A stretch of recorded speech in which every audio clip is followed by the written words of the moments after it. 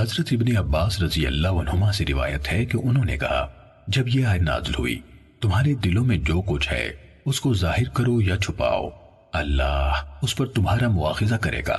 ابن عباس رضی اللہ عنہما نے کہا، اس سے صحابہ کے دلوں میں ایک چیز یعنی شدید خوف کی کیفیت کہ احکام الہی کے اس تقاضے پر عمل نہ ہو سکے گا در آئی، جو کسی اور بات سے نہیں آئی تھی۔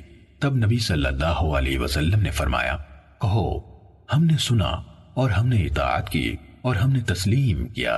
ابن عباس رضی اللہ عنہما نے کہا، اس پر اللہ تعالیٰ نے ان کے دلوں میں ایمان ڈال دیا اور یہ آیت اتاری، اللہ تعالیٰ کسی نفس پر اس کی طاقت سے زیادہ بوجھ نہیں ڈالتا، اسی کے لیے ہے جو اس نے کمایا اور اسی پر وبال پڑتا ہے اس برائی کا جس کا اس نے ارتکاب کیا۔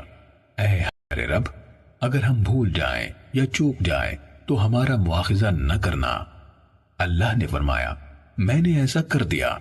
اے ہمارے رب، ہم پر ایسا بوجھ نہ ڈال جیسا کہ تو نے ان لوگوں پر ڈالا جو ہم سے پہلے تھے۔ فرمایا، میں نے ایسا کر دیا، ہمیں بخش دے اور ہم پر رحم فرما، تو ہی ہمارا مولا ہے۔ اللہ نے فرمایا، میں نے ایسا کر دیا۔ صحیح مسلم حدیث نمبر 323۔